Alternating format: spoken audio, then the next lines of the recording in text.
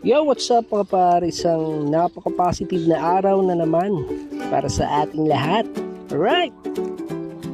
So, for today's vlog mga pare ay syempre gusto kong magpasalamat at nabigyan kami ng pagkakataon para ma-experience mag-harvest sa kalamansi ni Nanay Ligaya B.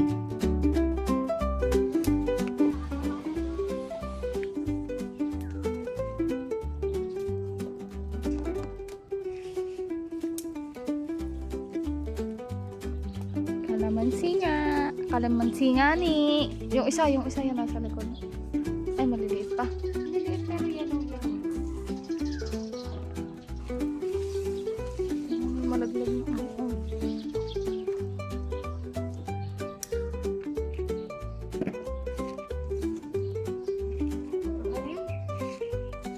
Okay na to. Ayun, masaya na naman ang asawa ko.